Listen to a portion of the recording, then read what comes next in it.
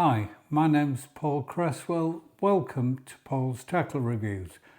The purpose of this channel is to give you reviews of tackle that's been out on the bank, tried and tested by an unbiased, unsponsored angler, and that's me.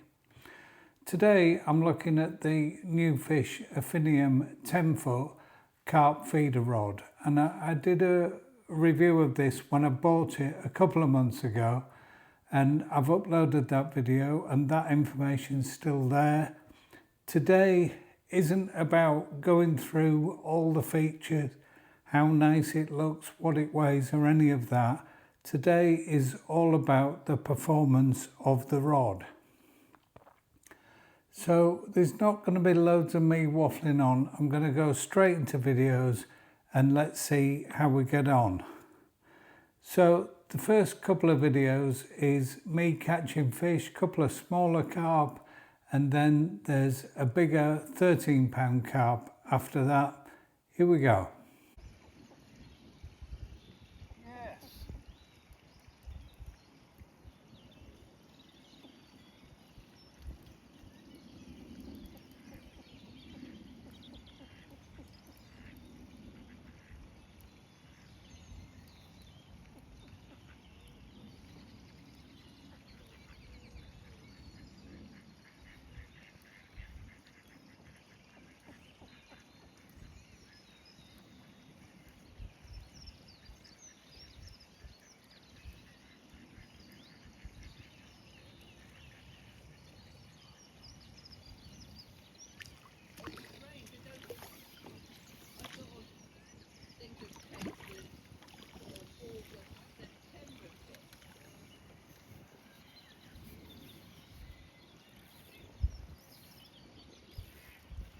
Oh, for me, they're